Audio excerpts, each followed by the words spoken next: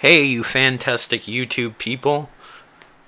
That kind of sounded comic girl 19-ish, where she's like, "Hey, my beautiful babies."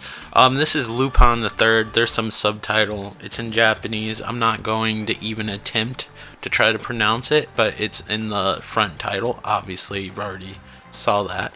Um, yeah, this is a pretty cool opening. It kind of looks like a mixture between season 2 and 3. I had to think about that. There's now a season 4. Going by his jacket, it's based off of season, at least in this cutscene, like those bubbles and stuff like that. That's in the third season. But Lupin, each season, Lupin has a different jacket, and yeah. So in the first season he has a green jacket, in the second season he has a red jacket, in the third season he has a pink jacket, which it looks like he kind of has here, although in the game his jacket's red, so it's kind of confusing. And then the fourth season, since I'm a little bit colorblind, he might have a blue or purple jacket. I can't tell you which one for sure. But I really like this game's cutscenes. This unfortunately did not come out in the US, so even though it's technically for the Super Nintendo, it's for the Super Famicom, which was the Japanese version of the Super Nintendo. Although you can't read this, I really appreciate the cinematics. I was really into Lupin the Third when it started airing here on American television. This show is actually quite old. It's based on like a manga from the 60s or maybe early 70s. The TV show came out in the 70s, and it's still been popular, and new variations have come out of Lupin the Third, movies, live action movies, video games. We got one here in the US, which was alright. It was like a stealth game, but done not the greatest, because it's kind of like Resident Evil. So if you want to know a little bit about Lupin the Third, Lupin the Third's like a master thief. He's kind of like a screwed up 007, except nothing to do to help the government. He's always trying to steal stuff. You see the guy with the hat and the beard, that's Jigen. He's like Lupin's main partner. And then in the background you have Goemon, which is like a samurai. He doesn't say too much, and he's always, there he is. He's always telling Lupin how everything's a bad idea. He doesn't talk much, and as you can see, most of his eyes are closed. You never really ever see Jigen's eyes. And then there's Fujiko Mine, which was the girl with the machine gun and the intro. She's always trying to steal whatever Lupin's trying to steal from him, and although Lupin's really smart and crafty and he always finds a way, he's really good at what he does, he always finds a way to get whatever he wants. He then sees Fujiko Mine, and then he kind of goes like brain dead, because he's like crazy for this girl, and she kind of knows it, and they tease each other back and forth, and she kind of cares for him, but she tries not to show it, and she like tricks him all the time, and it's just this whole back and forth scene. And the whole time the police inspector Zenigata is like determined to find Lupin. That's the guy in the detective coat and everything. So yeah, it's a great ensemble of characters. You know, his jacket might be more of a red in the opening now that I saw it more. I don't know. Being colorblind sucks. I was tempted to try out those colorblind glasses, but there's nowhere to try them. I don't know where to get them from, so it kind of sucks, because some of them, I mean, I was looking at getting cheaper ones, but I was just curious what the expensive ones are, because the expensive ones are like $400, but you can get a pair for $60 to $90 off of Amazon. They seem reasonable, and the brand's alright, but I don't know if it's a scam, and I just wish I could try them out. But if they really work, that would be so crazy if I put them on and my whole world looked different. I'm red and green colorblind, not to the extreme of some people. It's just that like colors that have red or green in them, I might not pick up.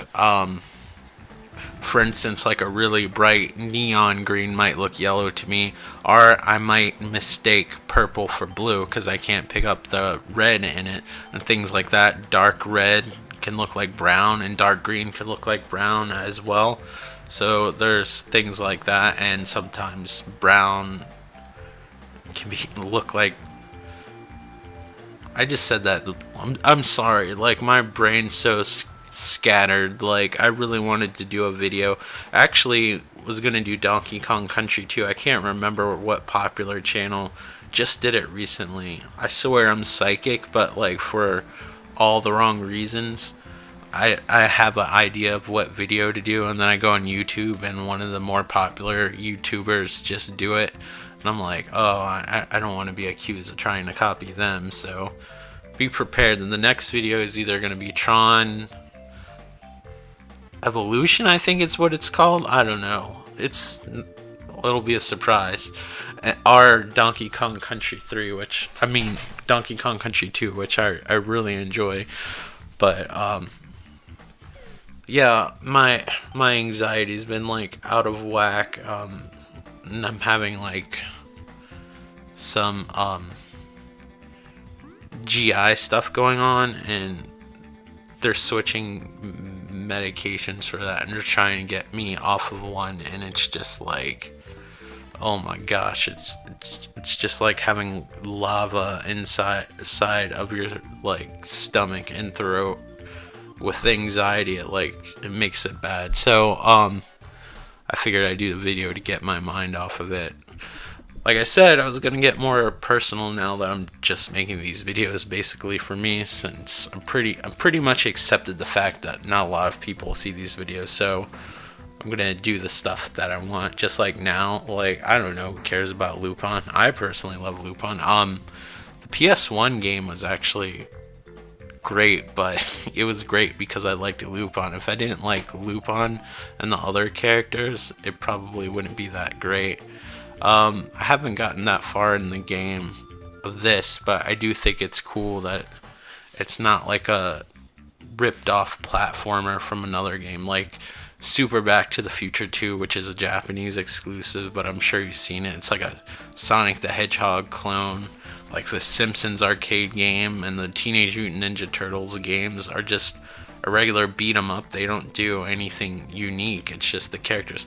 This game tries to create the atmosphere of Lupin, how he's going through the metal grates, and he has all these gadgets and stuff like that. That's very much close to the character. You'll see the gun actually has a small number beside it. It's kind of cool. It doesn't, I can't remember how many bullets are in a clip, but that's actually telling you how many clips you have, not bullets. So that's kind of unique for the time. And there's not a whole lot of games that were designed like this. So even though it's a two-dimensional platformer, it's really cool and close to the character. The PlayStation version is pretty close to the character too. Although Lupin usually holds a gun, unless it's like some OVA, which is